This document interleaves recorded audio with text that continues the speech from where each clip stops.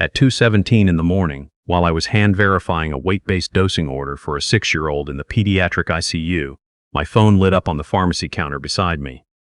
Text from Christine, my director, sent from her house on the other side of Dayton. Everything under control tonight? I typed back yes and set the phone face down. It wasn't a lie. The child was going to be fine. The medication was being prepared correctly. But everything under control felt like a strange thing to say for a man who'd spent the past 4 hours thinking about what $5,200 actually means when the person in the adjacent office walked out of a Tuesday afternoon phone call with $31,000 and a thank you from leadership. My name is Robert Finch. I'm 54 years old, and until 6 weeks ago, I spent my nights running the overnight pharmacy department at Harmon Regional Medical Center in Dayton, Ohio, a 380-bed hospital that processed about 5,600 medication orders per day, roughly 35% of which moved through my shift window between 11 p.m. and 7 a.m. While the hospital's administrative layer slept in their houses in the suburbs, I was the person making sure a nurse on the 4th floor wasn't about to administer the wrong concentration of vancomycin to a patient who weighed 110 pounds. I was the one pulling up verification logs at 1 a.m. to catch the error that slipped through handoff because the day shift queue had backed up at 3:30 p.m. and someone was trying to clear the board before they went home. 21 years of this. I'm not telling you that to generate sympathy. I chose nights deliberately. When my son Arlo was young, and I was newly divorced, and trying to make one salary do what two had been doing, nights made sense. I could be home in the morning when he woke up, help him with homework in the afternoon, and be at the hospital by 11 when he was already asleep. Then he got older and didn't need me home at 7 a.m., and I kept nights because the work suited me. The quiet, the stakes, the particular kind of precision that a 2 a.m. pharmacy requires. The problems that arrive overnight are never simple. They're the problems that traveled through an entire day shift without anyone having time to catch them. I was good at catching them. I just wasn't good at understanding what that was actually worth to the people making compensation decisions.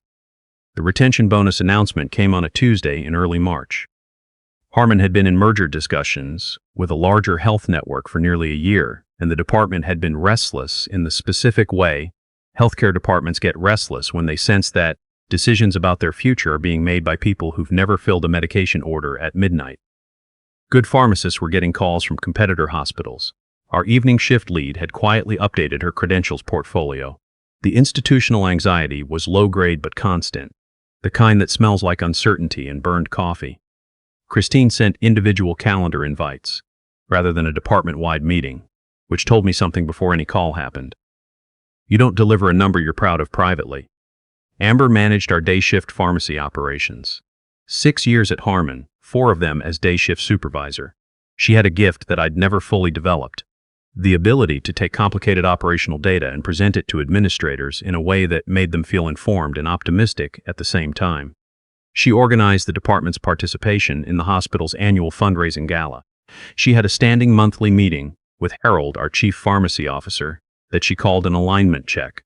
She was also, I'd come to understand over 3 years of working behind her, approving medication orders at a rate that prioritized throughput over thoroughness, not out of negligence exactly, more out of a system that had never given her a reason to slow down, because the person who caught the consequences wasn't visible to anyone who mattered.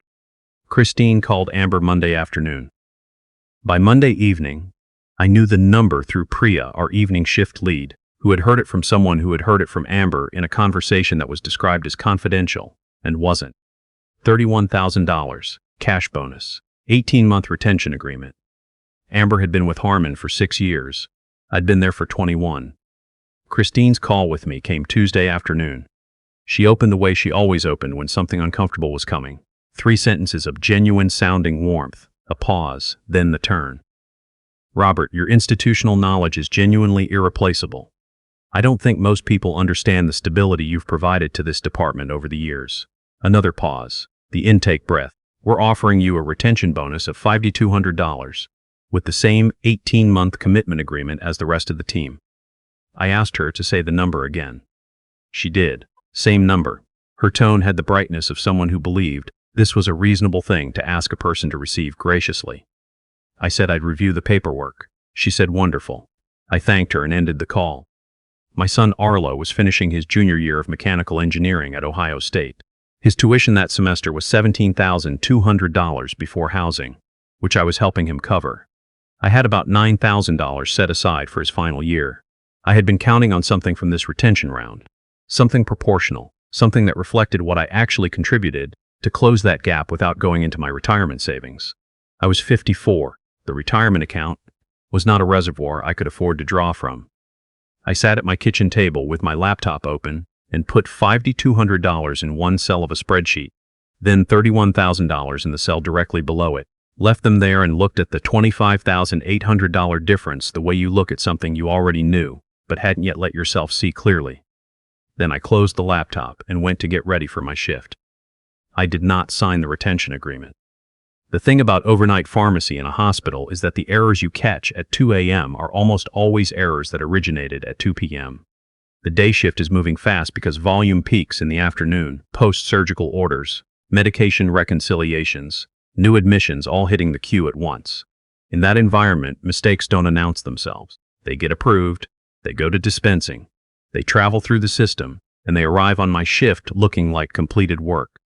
I'd been quietly catching these for years, flagging them in the internal system, correcting the orders, documenting the original error with timestamps and notes, and then not escalating, because Christine had told me, more than once, that internal documentation was sufficient and that formal escalation to the state pharmacy board created unnecessary administrative burden. She used the phrase, keeping things in perspective. I had accepted it because I respected her judgment and because catching the errors felt like the important part, regardless of what happened afterward. That framework had worked for me until the Tuesday afternoon when I found out what my 21 years were worth. The shift started at 11 p.m. A young tech named Fiona, 8 months on the job and already sharper than most people, twice her tenure, flagged an order at 12:15 a.m. Pediatric patient, 6 years old, post-surgical. The vancomycin order had been entered using an adult weight default rather than the child's actual documented body weight. The discrepancy wasn't catastrophic. We caught it before anything reached the floor. But it was the category of error that changes a child's outcome if nobody's watching at midnight. I corrected the order. Then I looked at the timestamp on the original entry. 3:40 p.m. day shift, approved at 3:52 p.m. day shift. I pulled up the verification log and started looking backward. It took about 40 minutes to build a clear picture, and when I did, I sat very still in my chair for a moment. In the previous 23 days, I could document 16 instances of weight-based calculation errors or dosing discrepancies that had been entered and approved during day shift hours and caught on my shift. 16 separate events. Most were in a lower severity tier, caught early, corrected cleanly, no patient impact. But 3 of them met the classification threshold for near-miss events under Joint Commission standards, which meant they required formal reporting to the Ohio State Board of Pharmacy within 72 hours of discovery. I had been documenting all 16 in the internal system, exactly as Christine had instructed. I had filed 0 formal reports. I sat with that for a while. Not the anger part of it. That came later, quieter and more useful than I expected. What I sat with first was the clearer thought. If one of those 3 near-miss events had not been caught, and if someone had asked me in front of a licensing board whether I had followed proper reporting protocols, my director told me internal documentation was sufficient, was not going to be a satisfying answer. I opened a blank document and started writing. Not for the hospital, for myself. I documented each event from the previous 23 days. Dates, timestamps, error type, severity, the original order entry time, the approval time, the correction time, and the clinical significance. I wrote it the way you write something intended for an external reader, because that was what I intended. My phone buzzed at 2:17 a.m. Christine, texting from home, asking if everything was under control. I sent back yes and kept working. She called at 2:45 a.m. Fiona, to her credit, had filed the evening's pediatric near-miss into the patient safety reporting system, which she had every professional right and obligation to do, and which had triggered an alert that reached Christine's phone. I answered the call. Christine asked me to walk her through what had happened. I did, calmly, completely. The pediatric order, the weight discrepancy, the day shift entry time. Then I told her I'd spent the past hour and a half examining the verification records and had identified 15 additional events over the previous 3 weeks that met reporting criteria. The silence on her end had a specific quality, not the silence of someone processing new information, the silence of someone calculating. Why are we only learning about this now? She asked. The we in that question was doing a lot of work. Because you told me internal documentation was sufficient, I said. And I was wrong to accept that answer without verifying it against the regulatory requirements myself. I'm telling you now because the correct response is to file formal reports with the state board, and I intend to do that before this shift ends. She asked me to wait, to give her time to talk to Harold, to not file anything before they had a chance to review the full picture together. These events have a 72-hour reporting window from discovery, I said. I discovered them tonight. The clock is running. She told me I was being hasty and that these situations required careful coordination. I thanked her for the call and hung up. Harold called at 3:30 a.m. In 21 years at Harmon, I had spoken to Harold fewer than a dozen times, which tells you something about the altitude at which our chief pharmacy officer operated relative to the overnight shift. He started with my name in the same careful, measured register Christine had used, which told me they'd been talking for the past 45 minutes. Robert. I want to be clear that we take patient safety seriously. That's not in question here. A pause. What I'm asking you to consider is that filing external reports without proper institutional framing can create misunderstandings about what this department's actual safety record looks like. There's a way to do this that serves everyone, including the patients. Coordinated filing, I said. You mean delayed. I mean handled professionally and strategically, with the full picture and context. I looked at the document I'd been building for the past 2.5 hours. I looked at the state board's reporting guidelines, which I had pulled up on my second monitor and read carefully for the first time in my career. I thought about $5,200. I thought about $31,000. I thought about the theory that those two numbers represented. A theory about whose professional judgment was worth protecting when it was 3:30 in the morning. And the building was quiet, and the risks were real, and the executives were awake for the first time all year. I have 2 things to tell you, I said to Harold. The first is that I'm going to file the required reports correctly before my shift ends. The second is that I'm going to submit my resignation this morning, effective 2 weeks from now. I thought you should hear both of those at the same time. He started to respond. I thanked him for calling and ended the call. At 5:15 a.m., I filed 3 formal near-miss event reports with the Ohio State Board of Pharmacy. Complete, accurate, without editorial commentary. I copied the hospital's patient safety officer, a woman named Meredith, who ran her department independently from Christine's chain of command, and had always treated the overnight staff like the work we did was real. At 6:55 a.m., 5 minutes before my shift ended, I submitted my resignation through the HR portal. 2 paragraphs. Reason listed as professional misalignment, no accusations. Fiona was at the counter when I was clocking out. She asked if everything was okay. I told her she'd done the right thing filing that safety report, that she should keep doing that, regardless of what anyone suggested about keeping things internal. She looked at me for a moment, reading something between the lines. I nodded at her and walked out into a gray Wednesday morning. The next 2 weeks were quiet in the specific way that endings are when you've already made the decisions, and the only thing left is finishing. I worked every scheduled shift. I trained for my replacement, a pharmacist named Dwight, who was moving from days to nights, and asked the right questions and didn't try to rush the verification process. I documented the handoff more thoroughly than was strictly required, because I wanted whoever came after me to have what I'd never had, a clear picture of what the night shift was actually doing and why it mattered. Christine stopped calling me after the first week. Harold emailed me on my second-to-last day. Careful wording, no apology, the kind of professional, closing that HR and legal sign-off on before it goes out. I replied in 2 sentences. The board investigation started 4 days after I left. Meredith reached out to let me know my documentation had been thorough and that it had made the review significantly clearer. She didn't tell me what the outcomes were going to be. She didn't need to.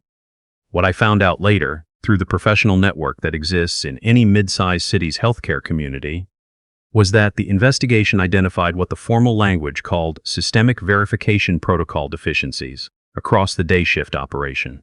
16 events in 23 days tends to pattern match into something that looks less like individual lapses and more like a structural problem. Christine went on administrative leave during the review. I don't know the specifics of what followed. Her name stopped appearing in the department directory around the time the board completed its initial findings, and nobody sent a farewell email. Amber was assigned to lead a verification, remediation initiative. I heard she took it seriously. I don't hold anything against her specifically. She worked in a system that had never asked her to slow down, and the consequences of speed had been invisible to her, because I'd been absorbing them at 2 a.m. for 3 years without making them visible. The call from the specialty pharmacy company came about 2 weeks after I left Harmon. Calvin, the hiring manager, was direct in a way I hadn't experienced in a job conversation in a long time. He said they were looking for someone who understood rigorous verification at scale, that his network had surfaced my name, and that they'd appreciate a conversation. The interview felt different from any I'd had in years. He didn't ask me to justify my experience or explain why I'd left. He asked me how I thought about building verification culture from the ground up. He asked what I'd learned about the gap between internal documentation systems and actual accountability structures. He listened without interrupting. The offer came 10 days later. A base salary $19,500 above what I'd been making at Harmon, a performance bonus tied to actual quality metrics, and a role that included designing the verification protocols for a new long-term care client network. I accepted it the same day. The first Saturday at the new job, I slept until 8:30 in the morning. Not because of an alarm I'd snoozed, because that was simply when my body decided it was done. I lay there in the quiet apartment listening to a lawnmower 2 streets over and a neighbor's dog doing something insistent about a squirrel, and I felt something I'd been misidentifying for so long that I'd stopped trying to name it. I'd been calling it exhaustion, the post-night shift, feeling of being slightly wrong about what time it was, of driving home in daylight while the rest of the city went to work, of sleeping through the afternoon and waking up already behind. I'd been managing it for so long that I'd stopped experiencing it as a condition and started treating it as just the permanent texture of my life. What I felt that Saturday morning was its absence. And its absence, it turned out, was something you could actually live inside. I called Arlo around noon. He was in the middle of a project review and could only talk for a few minutes. But I told him the short version. The new job had started well. The compensation was going to cover his final year without touching my retirement account, and I was sleeping through the night. He said, "That's great, Dad." In the tone that means he'd been a little worried and was trying not to show it now that he wasn't. I told him I was proud of him. He said he knew, and we both laughed a little, and then he had to go. A few weeks into the new role, Calvin and I had a long conversation about verification culture, about what separates pharmacy teams that catch errors consistently from teams that don't, about what the gap looks like from the inside. I told him about the 3-week audit, the 16 events, the space between what the internal logs showed and what anyone in leadership had ever been asked to look at. He listened without steering the conversation anywhere. Then he said something I've thought about more than once since. The most dangerous thing in medication management isn't the error. It's the system that makes fixing the error invisible. I thought about Christine's voice on the phone at 2:45 a.m. Let's not do anything hasty. I thought about Harold and his careful talk about framing. I thought about 21 years of night shift corrections entered into a log that day shift supervisors had no structural reason to examine, because examining it would have required acknowledging a problem that the quarterly metrics were specifically designed to not surface. The protocols we built for the new client network include what Calvin calls a loop closure layer, a daily summary that makes overnight correction rates visible to day shift supervisors in real time, not buried in a back-end log that only someone with a specific reason to look would ever open. It's not complicated. It's just what it should have always been. I think sometimes about the decision I made at 3:30 in the morning, with Harold's voice asking me to wait, to coordinate, to let the institution shape the story. I think about whether walking away from Harmon created risks I didn't have the right to create. Here's what I know. I did not abandon a patient. I did not walk out mid-crisis. I completed every shift I was scheduled for, filed the reports I was legally obligated to file, gave 2 weeks' notice, and trained my replacement thoroughly. I left a department where I had spent 21 years making the work of the overnight hours invisible, because the people who slept through those hours were the ones who decided what expertise was worth. The $25,800 gap was not just a number. It was a stated philosophy about whose judgment mattered when the building was dark and quiet, and the decisions were real, and nobody from administration was watching. I stopped participating in that philosophy. That's the whole story. Arlo starts his senior year in September. He calls me sometimes at 10 p.m. when he's working late on a design problem, and we talk through it the way you talk through things with someone who thinks about systems the way you do. I always pick up. When we hang up, the apartment is quiet. My phone stays on the nightstand, and nothing urgent has come through at 2 a.m. since I left Harmon. Sometimes I still half expect it to. 21 years is long enough to confuse a habit with a purpose. But I sleep now. Full nights, real sleep, the kind where the alarm surprises you a little, because you were actually somewhere else. They paid $31,000 to keep the wrong person, and they spent 21 years paying me to make that invisible. The only thing I did wrong was let it go on that long.